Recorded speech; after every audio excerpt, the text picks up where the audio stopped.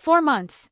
Every Saturday, my husband Mike would take our kids, Ava 7 and Ben 5, to visit his mom. He'd grown closer to her since his dad passed, so I didn't question it. But he never invited me. It's bonding time, he'd say. You need a break.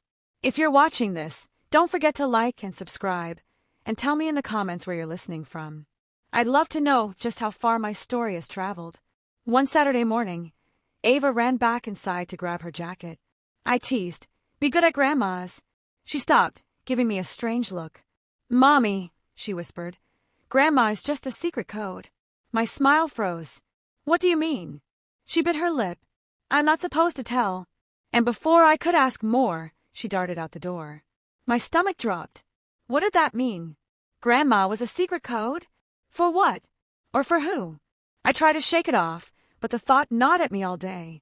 That evening, when Mike came home, he acted normal, laughing, tired, talking about how Mom made her famous stew. But something felt off. The next Saturday, I made up my mind.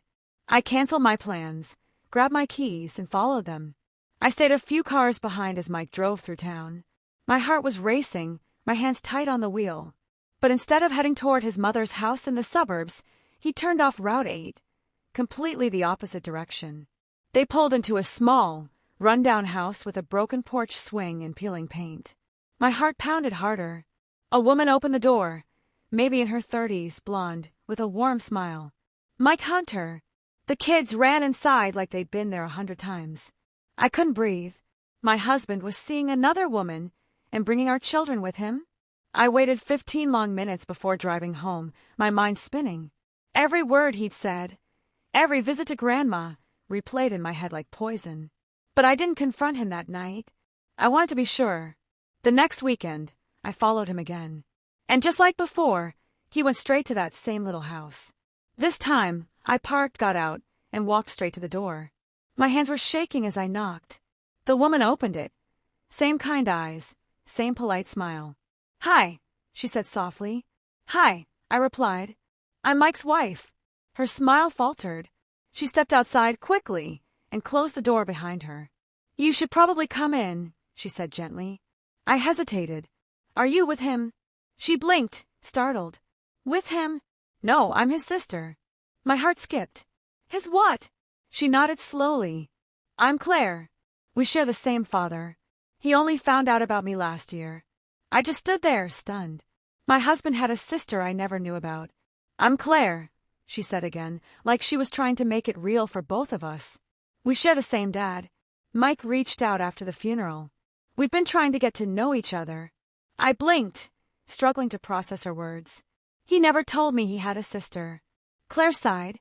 "He said he wanted to take it slow. He didn't want to overwhelm you or the kids. We thought it'd be nice if they grew up knowing each other." Inside, I could hear Ben laughing. Ava's little voice floated out, calling for her Uncle Tony. "Wait," I said, confused. "Who's Tony?" "My husband," she said softly. "He's in the kitchen with the kids." I felt like a balloon, slowly deflating. My chest loosened, but I was still hurt. He could have told me. Why lie? Why the code? That night, I confronted Mike. I told him everything. How I followed him, what Ava said, what I saw. His face went pale. He rubbed his eyes, then whispered, "I wanted to tell you.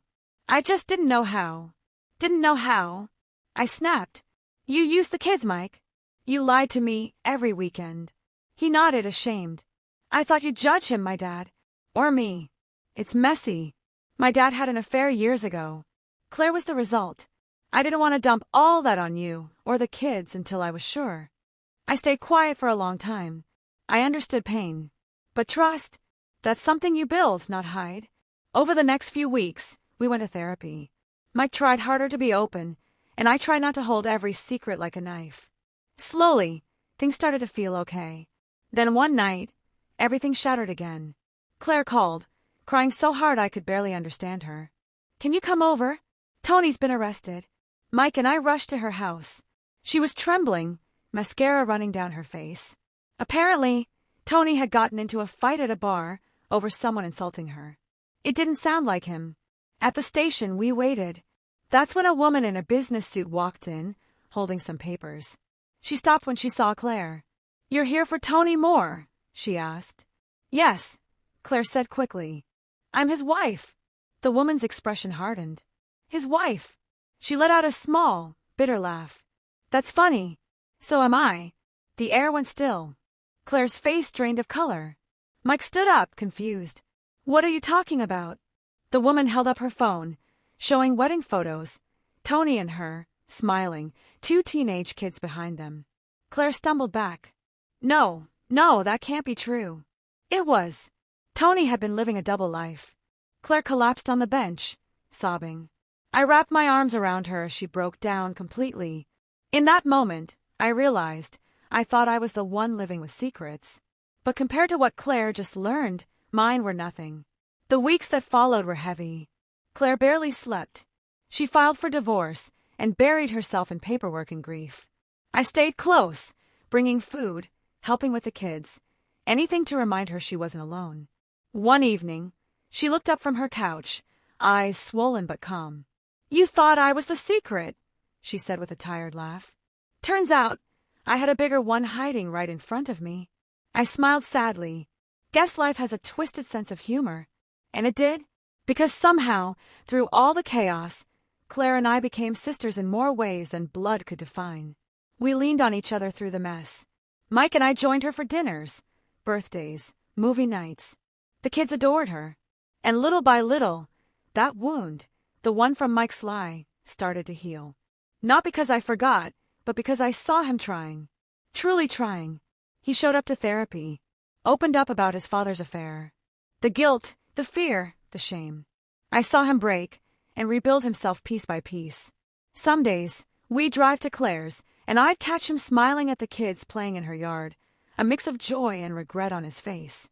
That's when I knew he wasn't just fixing our marriage. He was fixing himself.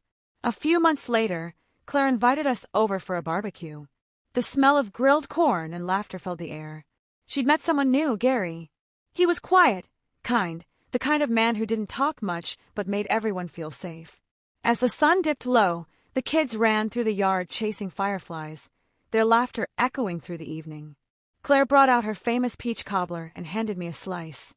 "Here," she said, "to new beginnings." I took a bite, sweet and warm. "To the truth," I replied. She grinned. "Even when it stings." I looked over at Mike, sitting by the fire pit, flipping burgers with Ava on his lap. For the first time in years, it felt peaceful. Life hadn't gone how I imagined. But maybe that was the point. Sometimes the things we fear the most, the secrets, the betrayals, the uncomfortable truths, are what end up freeing us. Because if I hadn't followed him that day, if Ava hadn't whispered about Grandma's secret code, we never would have found Claire. We never would have faced what was broken between us.